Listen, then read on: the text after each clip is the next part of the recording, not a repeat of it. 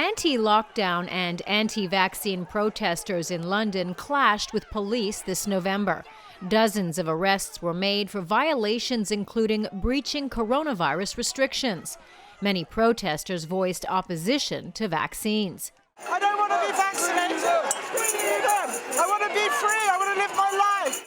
The global anti-vaccine movement has been growing for years, and according to a report by the Center for Countering Digital Hate, social media is largely to blame.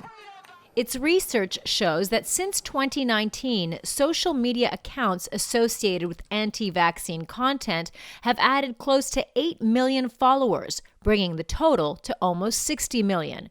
What concerns many is that much of the information on social media is unfiltered.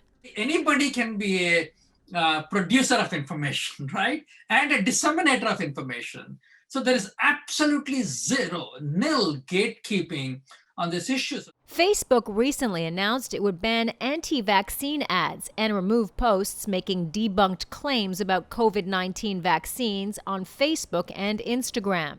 In a blog post, the company said, "This is another way that we are applying our policy to remove misinformation about the virus that could lead to imminent physical harm. This could include false claims about the safety, efficacy, ingredients, or side effects of the vaccines."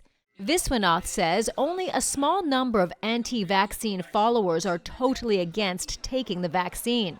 He says the majority are undecided. We are concerned about these middle group who are trying to be compliant, who are trying to do the right thing by their children, but they also have questions. And the anti-vaccine groups are trying to reach that group.